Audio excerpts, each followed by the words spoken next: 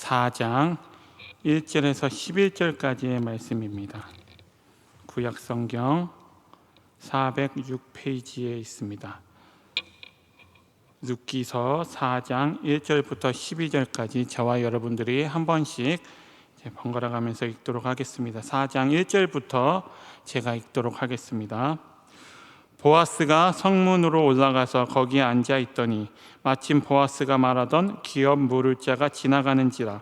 보아스가 그에게 이르되 아무개여 이리로 와서 앉으라 하니 그가 와서 앉으매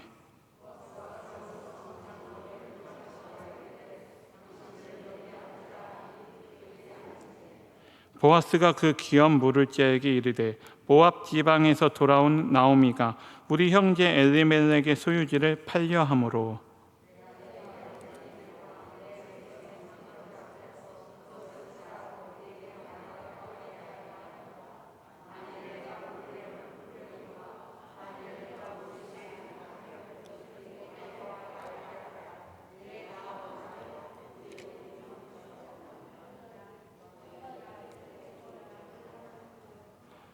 보아스가 이르되 내가 나오미의 손에서 그 밭을 사는 날에 곧 죽은 자의 아내 모압 여인 룻에게서 사서 그 죽은 자의 기업을 그의 이름으로 세워야 할지니라 하니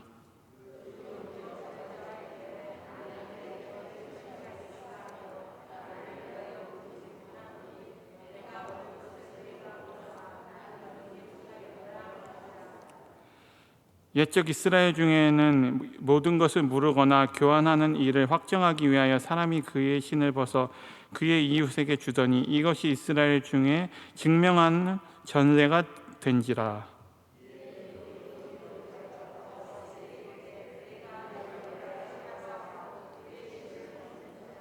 보아스가 장로들과 그 모든 백성에게 이르되 내가 엘리멜렉과 기럨과 말론에게 있던 모든 것을 나오미의 손에서 산 이래 너희가 오늘 증인이 되었고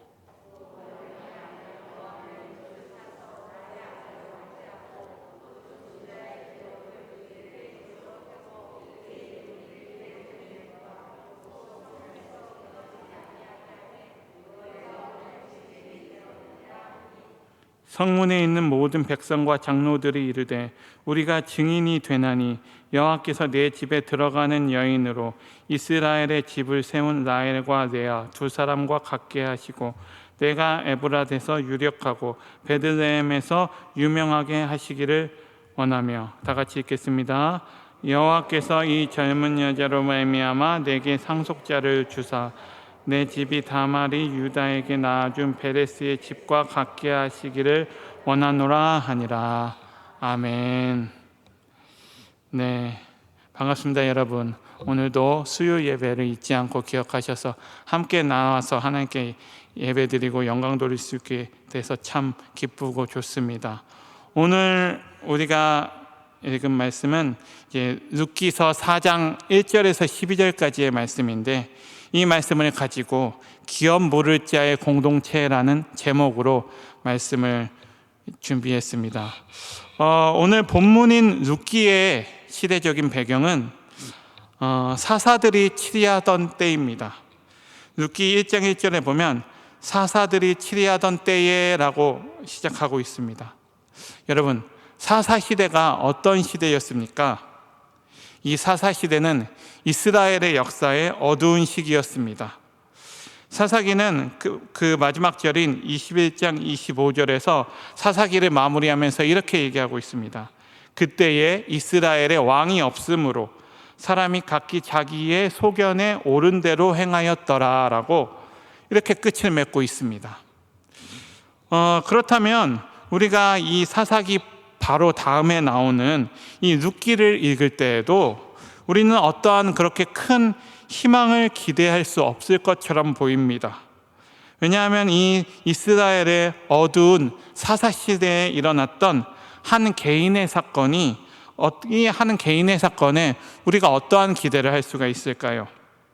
어쩌면 또 각기 자기 소견에 옳은 대로 행하는 또 다른 한 이야기겠거니라고 생각할 수도 있습니다. 시대가 그러한 시대였으니까요.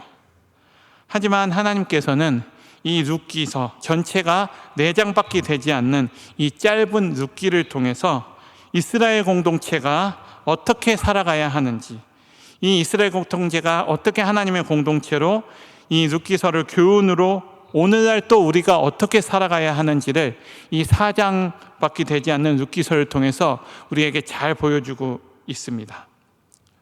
사랑하는 성도 여러분, 이 룻기 전체를 관통하고 있는 한 가지 핵심 단어를 꼽으라고 한다면 저는 인애라고 생각합니다. 저는 인애라고 생각을 하는데, 우리가 잔잔한 호수에 돌멩이를 하나 던지면 그 물결이 이제 돌멩이를 던지면 그 물결이 점점 파동이 점점 이렇게 커지는 것처럼 우리가 그 파동이 점점 크게 생기는 것을 볼 수가 있습니다. 이와 같이 룻기에서는 이 인애가 점점 커져가는 것을 우리가 볼 수가 있습니다. 인애 위에 인애가 더해지면서 점점점 커져가는 인애를 볼 수가 있습니다. 룻기, 오늘은 우리가 읽은 말씀은 4장을 읽었지만 룻기 서두에 보면 이 엘리멜렉과 나오미는 이 두 아들과 함께 흉년을 피해서 모압으로 이주를 합니다. 그 당시 모압 지역은 다른 지역과 다르게 강수량이 많았고 또 주변에 샘들과 강들이 많이 있었습니다. 그래서 흉년에도 어느 정도 버틸 수 있는 그런 땅이었기 때문에 엘리멜렉과 나오미는 모압으로 이주를 한 것입니다. 하지만 이주해 온 모압 땅에서 나오미에게 큰 시련이 닥치는 것을 우리는 룻기 초반부에서 볼 수가 있습니다. 그 큰 일은 바로 남편과 두 아들을 이 모압 땅에서 모두 잃게 되는 것입니다. 이제 나오미는 자기에게 두 며느리만 남은 과부가 되었습니다. 여러분, 당시 사회에서는 이 과부는 상당한 위험에 노출되어 있었습니다. 지금처럼 여성이 독립적으로 사회생활을 하거나 경제활동을 할 수가 없는 그런 사회 구조였기 때문에 남편이 없으면 거의 생활이 불가능했습니다. 그래서 보통 과부들은 비참한 삶을 살게 되는데 곧 노예로 팔려가게 되거나 아니면 창기가 되거나 죽게 되는 경우가 허다하게 많았습니다. 그렇기 때문에 하나님께서는 출애굽기 22장 22절에서 24절에 과부와 고아에 대한 도덕법을 주셨습니다. 그렇게 주시면서 너는 과부나 고아를 해롭게 하지 말라. 내가 만일 그들을 해롭게 함으로 그들이 내게 부르짖으면 내가 반드시 그 부르짖음을 들으리라 라고 말씀하셨고, 또 신명기 24장 19절에서 21절에서는 19절에 내가 밭에서 곡식을 벨 때에 그 한 못을 밭에 잃어버렸거든 다시 가져오지 말고 나그네와 고아와 과부를 위하여 남겨두라. 그리하면 내 하나님 여호와께서 내 손으로 하는 모든 일에 복을 내리시리라. 또 21절에 보면 내가 내 포도원의 포도를 딴 후에 그 남은 것을 다시 따지 말고 객과 고아와 과부를 위하여 남겨두며 라고 기록하고 있습니다. 이렇게 고대 사회 안에서는 고아와 과부를 위한 조치들이 다 마련되어 있었고, 고아와 과부는 사회적인 약자였고 관심과 돌봄이 그런 필요한 사람들이었습니다. 다시 룻기로 돌아와서 룻기 1장 6절에 보니까 나오미는 이제 다시 고향 땅으로 돌아오려고 합니다. 하지만 그녀 앞에는 비참한 삶이 기다리고 있었습니다. 1장 21절에 나오미는 베들레헴으로 돌아와서 스스로 자기를 가리켜 이렇게 얘기하고 있습니다. 내가 풍족하게 나갔더니 여호와께서 내게 비어 돌아오게 하셨다라고 말씀하고 있습니다. 이렇게 고백하고 있는 것입니다. 이 말은, 이 고백은 내가 이제 텅 비어서 아무것도 없다라고 고백하고 있는 것입니다. 내가 풍족하게 나갔지만 하나님께서 나를 비어서 돌아오게 하셨구나 라고 자기 신세를 고백한 것입니다. 하지만 하나님께서는 그녀의 삶을 텅 빈 채로 그냥 놔두지 않으셨습니다. 인애로 그녀의 삶을 채우셨습니다. 인애로 그녀의 삶을 채우시는 것을 볼 수가 있습니다. 이 시간 우리가 함께 그 인애가 무엇인지 함께 보고자 합니다. 첫 번째 인애는 바로 룻의 인애입니다. 룻기 1장 8절에 보니까 이렇게 나와 있습니다. 나오미가 두 며느리에게 이르되 너희는 각기 너희 어머니의 집으로 돌아가라. 너희가 죽은 자들과 나를 선대한 것 같이 여호와께서 너희를 선대하시기를 원하며. 이게 룻의 인애입니다. 나오미는 모압 땅에 나와서 이제 두 며느리에게 본가로 돌아가라고 말을 합니다. 자신에게 이제 남은 자식도 없고 또 자식을 낳는다고 해도 그가 자랄 때까지 기다릴 수가 없으니 며느리들에게 돌아가서 이제는 그만 돌아가서 새로운 삶을 시작하라고 말하는 것입니다. 이 나오미는 이 두 며느리를 보내면서 그들이 자신을 선대한 것을 인정하고 있습니다. 나오미 생각에 이제 이 두 며느리는 이미 자신에게 할 만큼 했다라는 것입니다. 그래서 이 말씀에 오르바는 나오미를 떠나서 자신의 집으로 돌아갑니다. 하지만 룻은 나오미를 떠나지 않고 함께합니다. 룻이 나오미를 따르기로 결정한 것은 결코 쉬운 일이 아닙니다. 룻도 오르바와 같이 본가로 돌아갈 수 있었을 것입니다. 그런데 룻은 나오미를 따르기로 결정합니다. 이것은 정말로 큰 결심인데, 룻이 나오미를 따르는 것은 자신이 고향 땅을 떠나는 것을 의미하는 것입니다. 또 자신이 이방 땅에 가서 평생을 과부로 살아가야 한다는 것을 또 의미하는 것입니다. 이것은 쉽지 않은 결정이었습니다. 이런 상황에서 자연스럽고 당연한 행동은 오르바와 같이 본가로 돌아가는 것일지도 모릅니다. 하지만 룻은 나오미를 따르기로 결정합니다. 룻이 나오미를 따르기로 결정한 행동이 바로 룻이 나오미에게 베푸는 인애입니다. 룻기에서 나타나는 인애는 한 믿음의 공동체에서 약한 자가 공경에 처했을 때 강한 자가 자발적으로 보이는 충성과 사랑입니다. 베풀지 않아도 되는 은혜를 자발적으로 베푸는 것이 룻기에 나타나는 인애인 것입니다. 이러한 룻의 인애는 연못에 떨어진 돌멩이와 같이 인애의 파장을 일으키는 첫 시발점이 되는 것입니다. 이렇게 룻기에 나오는 두 번째 인애는 보아스의 인애입니다. 룻이 나오미에게 인애를 베풀었다면 이제는 보아스가 룻에게 인애를 베풉니다. 인애가 점점점 확대되어져 가고 있습니다. 나오미와 룻은 베들레헴으로 돌아온 후에 룻은 밭으로 나가 이삭을 줍습니다. 나오미와 룻에게는 경제적인 기반이 없기 때문에 추수 후에 남은 이삭을 주어서 그것을 먹으면서 살아갈 수밖에 없었습니다. 그런데 우연히 도착한 그 밭은 엘리멜렉의 친족인 보아스의 밭이었습니다. 그 보아스의 밭에서 이 이삭을 줍고 있는 룻을 보고 보아스는 다른 밭으로 가지 말고 우리 밭에 와서, 자신의 밭에 와서 이삭을 주우라고 말합니다.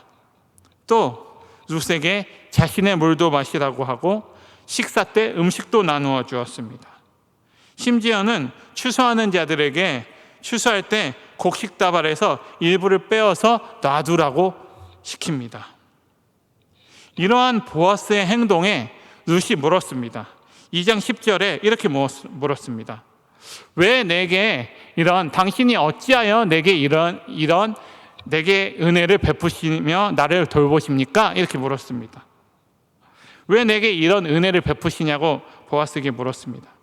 그러자 11절에 보아스가 그에게 대답하여 이르되 내 남편이 죽은 후로 내가 시어머니에게 행한 모든 것과 내 부모와 고국을 떠나 전에 알지 못하던 백성에게로 온 일이 내게 분명히 알려졌느니라 라고 말하는 것입니다. 그러니까 이 보아스는 이 룻이 나오미에게 베푼 인애를 이미 알고 있었던 것입니다. 이 룻의 인애가 보아스의 인애로 번져간 것입니다. 이렇게 룻기 안에서는 점점점 인애가 번져가고 있는데, 이 룻기 안에서 번져가는 인애는 오늘 본문인 4장에서 그 정점에 이르게 됩니다.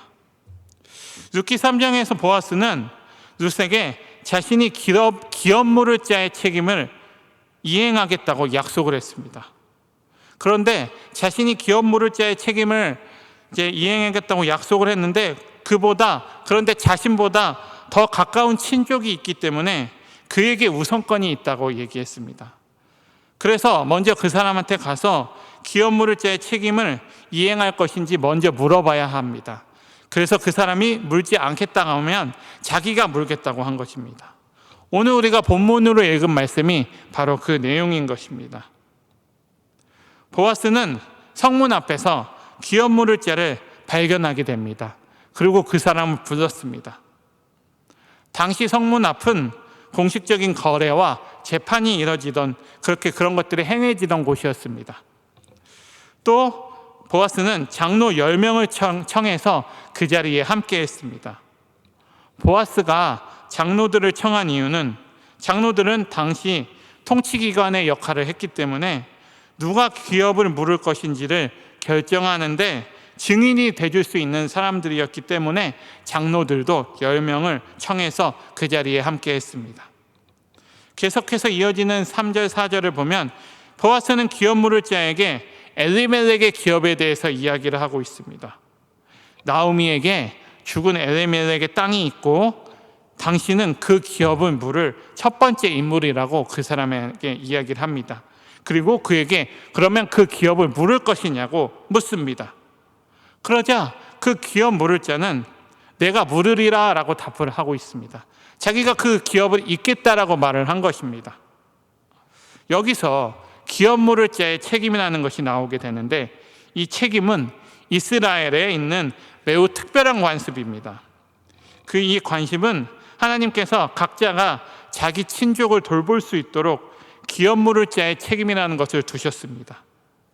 이 기업 물을 자의 책임은 크게 세 가지의 책임이 있는데, 첫 번째는 친족의 기업을 회복하거나 유지하는 책임입니다. 어떤 사람이 가난으로 인해서 자신의 소유지를 팔면 가까운 친족이 그 소유지를 다시 사서 돌려주는 것입니다.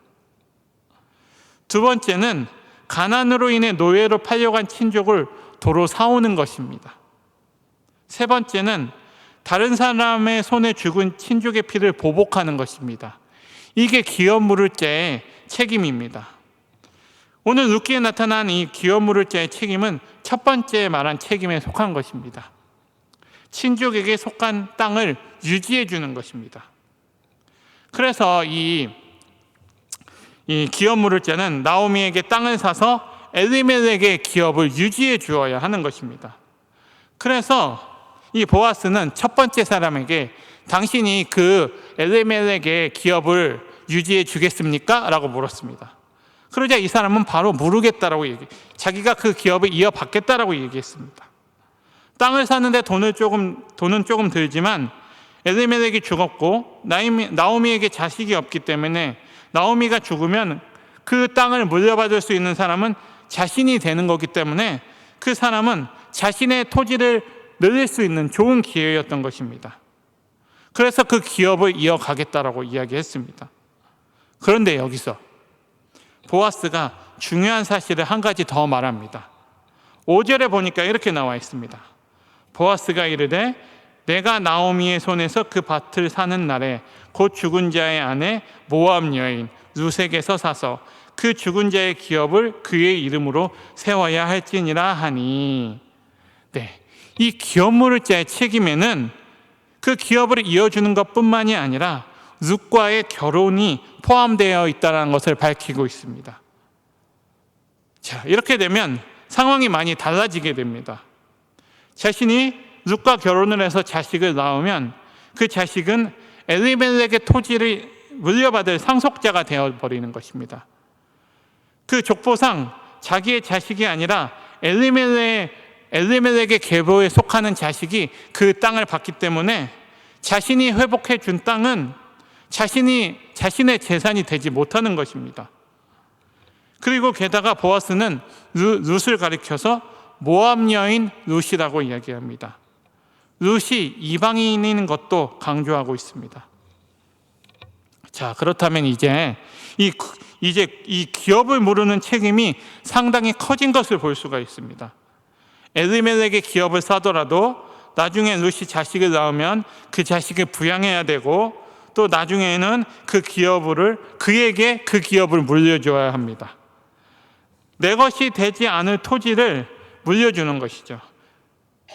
또 과부 2명의 삶을 보장해 주어야 합니다. 또 룻과 결혼을 해야 되는데 룻이 모압 여인, 즉 이방인입니다. 그러니까 이 첫 번째 기업 물을 자 입장에서 보면 전혀 자신에게 하나도 유익될 만한 일로 보이지가 않게 되는 것입니다. 이런 상황에서 첫 번째 기업 물을 자의 대답이 무엇일까요? 갑자기 입장을 바꾸게 됩니다. 6절에 보니까 이렇게 얘기하고 있습니다. 그 기업 물을 자가 이르되 나는 내 기업에 손해가 있을까 하여 나를 위하여 물으지 못하노니 내가 물을 것을 내가 물으라. 나는 물으지 못하겠노라 하는지라. 아멘. 네, 여러 가지 계산을 마친 첫 번째 기업 물을 자는 자신이 엘리멜렉의 기업을 물으지 못하겠다라고 말을 합니다. 여러분, 이 기업 물을 자라는 뜻의 단어는, 오늘 말씀의 이 기업 물을 자를 뜻하는 단어는 다른 성경 본문에서는 구속자라는 단어로 쓰이고 있습니다. 그러니까 오늘 본문의 핵심 주제는 누가 기업 물을 자의 책임을 감당할 것인가 하는 것인데, 다르게 말하면 누가 구속자가 될 것인가 라는 것입니다. 여러분, 누군가의 구속자가 된다는 것은 매우 의미 있는 일입니다. 한 가문의 구속자가 된다는 것은 정말로 큰 일입니다. 오늘 본문에서는 한 가문을 구원하는 일을 하게 되는 것이 바로 그 기업 물을 자가 하게 되는 일인 것입니다. 하지만 그 대가가 만만치 않았습니다. 그래서 첫 번째 기업 물을 자는 그 대가가 너무 커서 포기해 버렸습니다. 하지만 드디어 보아스가 그 책임을 감당하겠다고 나섰습니다. 9절에서 10절의 말씀을 보니까 이렇게 나와 있습니다. 보아스가 장로들과 모든 백성에게 이르되 내가 엘리멜렉과 기럯과 말론에 있던 모든 것을 나오미의 손에서 산 이래 너희가 오늘 증인이 되었고, 또 말론의 아내 모압 여인 룻을 사서 나의 아내로 맞이하고 그 죽은 자의 기업을 그의 이름으로 세워 그의 이름이 그의 형제 중과 그곳 성문에 끊어지지 아니하게 함에 너희가 오늘 증인이 되었느니라 하니. 네, 보아스는 엘리멜렉의 기업을 사고 또 룻과 결혼해서 자신의 이름이 아닌 죽은 자의 이름으로 기업을 잇겠다라고 말을 하고 있는 것입니다.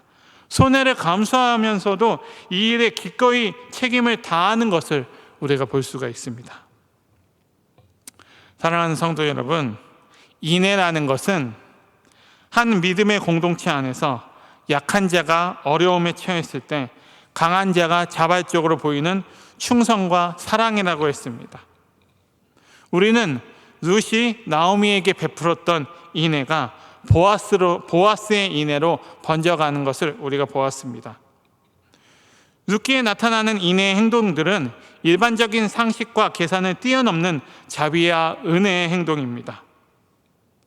룻이 나오미를 위해서 나오미를 따라가는 것도 정말로 일반적인 상식과 계산을 뛰어넘는 일이었고, 또 보아스가 룻의 그 엘리멜렉의 기업을 이어주는 것도 일반적인 상식과 계산을 뛰어넘는 자비와 은혜였습니다.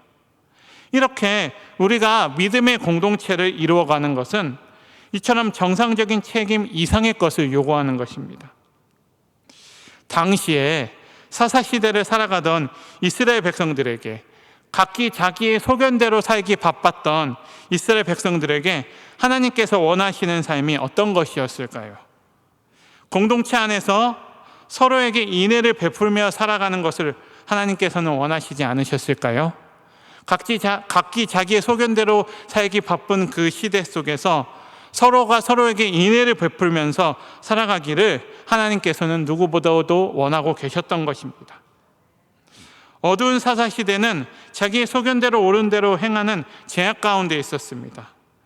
하지만 이 룻기 말씀을 통해서 하나님께서는 이러한 사사시대에 이스라엘 공동체가 회복해야 될 모델을 보여주신 것입니다. 이렇게 인애를 베풀며 손해와 대가를 감당하는 룻과 보아스에게 하나님께서 허락하신 큰 은혜가 있습니다.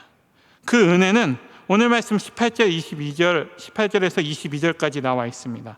제가 읽겠습니다. 베레스의 계보는 이러하니라. 베레스는 헤스론을 낳고 헤스론은 람을 낳았고 람은 암미나답을 낳았고 암미나답은 나손을 낳았고 나손은 살몬을 낳았고 살몬은 보아스를 낳았고 보아스는 오벳을 낳았고 오벳은 이새를 낳았고 이새는 다윗을 낳았더라. 네, 이 말씀은 베레스의 족보입니다.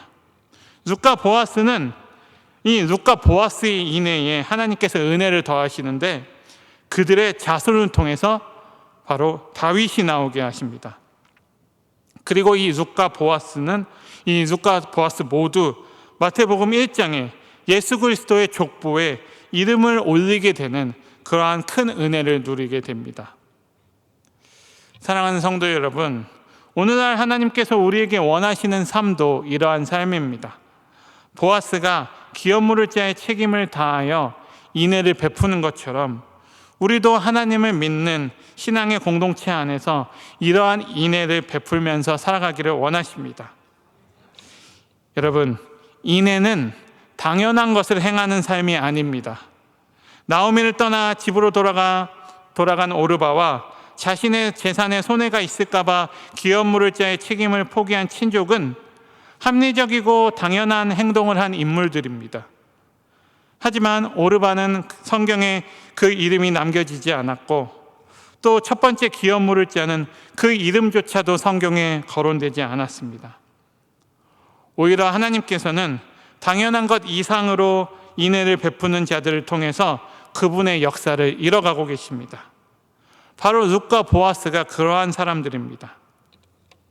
사랑하는 성도 여러분, 인애는 곧 손해를 의미합니다. 인애는 곧 희생을 의미합니다. 하지만 그 손해와 희생을 감수하면서 베푸는 인애 위에, 그 손해와 희생을 감수하면서 베푸는 인애 위에 하나님의 큰 은혜가 있습니다.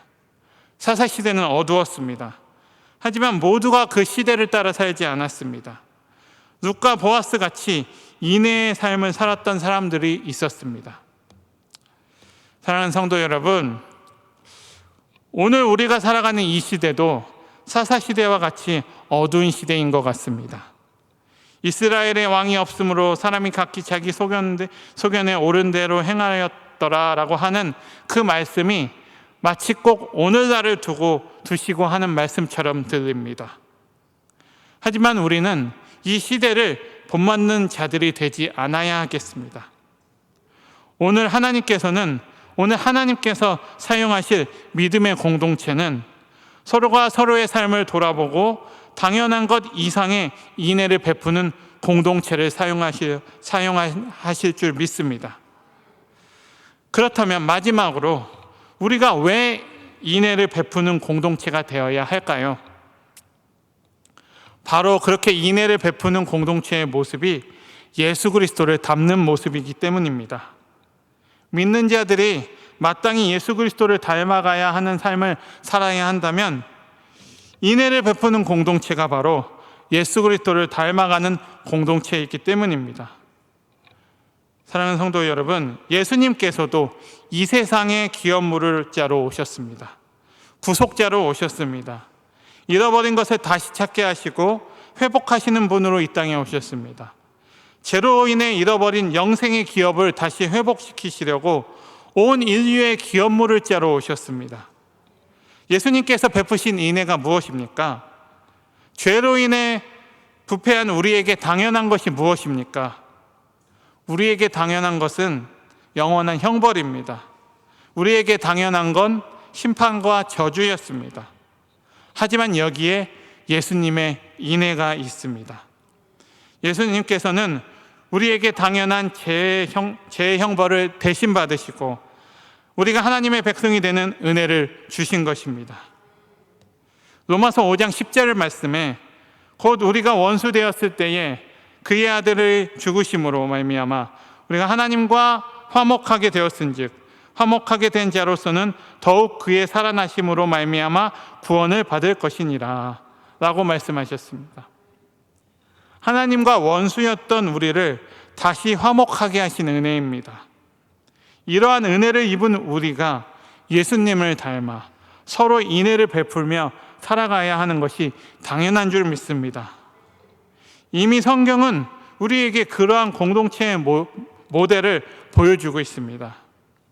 사도행전에 나타나는 초대교회가 바로 그러한 공동체의 모델입니다. 서로의 소유를 각 사람의 필요에 따라 나눠주고 기쁨과 순전한 마음으로 모여서 예배했던 그 초대교회 성도들은 온 백성에게 친송을 받고 주께서 날마다 구원받는 사람들을 날마다 더하게 하시는 그러한 공동체였습니다. 그러한 공동체가 우리 교회 공동체가 되었으면 좋겠습니다. 우리 교회도 이와 같이 서로 돌아보고 베풀고 섬기는 모습으로 세상의 본이 되고 날마다 구원받는 사람이 더하여지는 은혜를 누리기를 간절히 원합니다. 말씀을 정리하도록 하겠습니다. 오늘 말씀을 통해서 본 룻과 보아스의 인애처럼 우리도 인애를 베푸는 공동체가 되어야 하겠습니다. 히브리서 10장 24절의 말씀처럼 서로 돌아보아 사랑과 선행을 격려하는 삶을 우리가 살아야 할 것입니다. 하나님께서는 기적으로 자신의 능력으로 나오미의 삶을 풍요하게 만드실 수도 있었을 것이지만 그렇게 하지 않으셨습니다.